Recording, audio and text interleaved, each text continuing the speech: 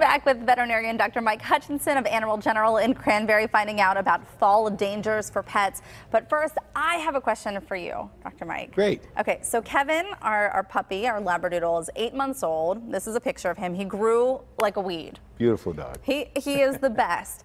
But we noticed a little while ago that we were missing socks, and then we would find them in the yard. Oh, yeah. Yeah, so you're lucky. You're one of the lucky we're lucky ones. that he's getting rid of them, but yeah. Why does he like to eat socks? So we don't know, and the bad thing about that is that even if you have to, if they obstruct them and you have to surgically remove them, 2-3 months later they'll do it all over again. They'll eat it. They don't, relate it. So you just, I don't know what it is about that smell. Why they'd want to eat a sock. You have young children. We do. So they're small socks. Yeah. So that's probably why they're passing through, because they cause obstruction so well. A good trick is to try like bitter apple. You can get it in most pet stores online. It's called bitter apple or bitter lemon. They have extracts. You can spray it on the socks. Use it as a test, or hot pepper spray. Spray it on the socks, and 90% of the dogs don't like hot pepper, thank goodness. Okay. And maybe that'll get them to not like it. Put it in front of them.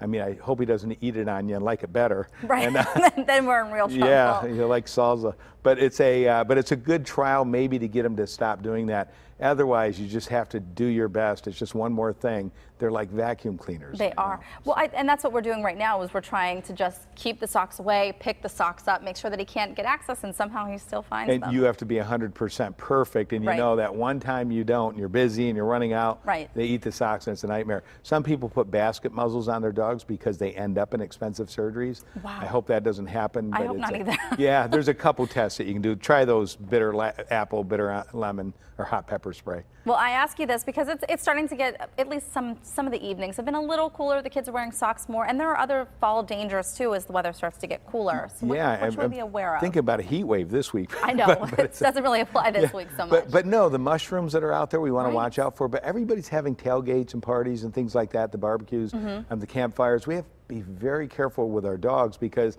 they're constantly searching for food, and we want to be sure to protect them. Those are big dangers. It seems like I talk about ticks and fleas all the time, but here we go again. In the spring, the ticks are at peak. Then they troll during the summer, and guess what? They're back. Back up in the fall. And they'll be back, and you should be doing these flea and tick products year-round, because here in Western Pennsylvania, we see ticks every month. Even when it's freezing out, one day above 32 degrees, they'll come up through snow and look for a blood meal. And so people and animals come in every month of the year in our practice, and we pull ticks off. Well, Halloween is also coming up in just a few weeks, and we know there's going to be a lot of candy available for those curious pets. Yep. We know that chocolate is bad for dogs. How about for cats? So, yeah, cats too. We don't want them to have it. Cats are smarter. They just don't usually eat that stuff that causes them to get really poisoned. It's very rare that they do that. It's usually an accident. Somebody drops a pill, they think it's food, they eat the pill. And that's what I hear more in cats. It's a blood pressure medication. And making cats vomit is a lot more difficult than dogs, so you have to get them right to your vet. But the pumpkin, everybody thinks about chocolate. Pumpkins are safe, but if they get moldy, they're not. Or if they have a candle in them, they can be dangerous and cause fires.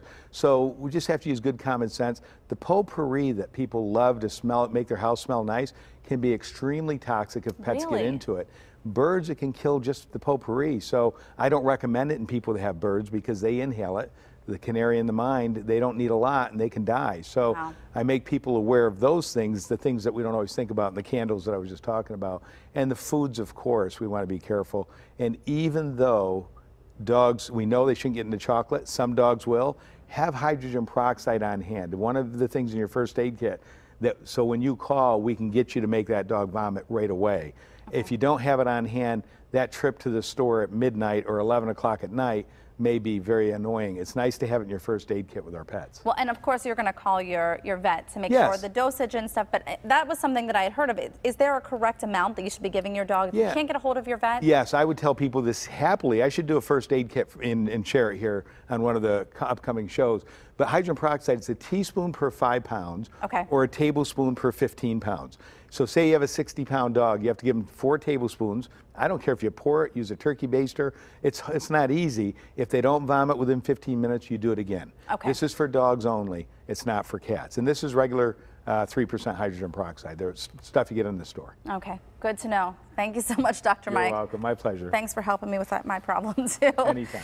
Thanks to Dr. Mike Hutchinson of Animal General in Cranberry. He's also a regular contributor on the Ask Dr. Mike segment right here on PTL. You can also listen to his podcast and find him on KDKA Radio.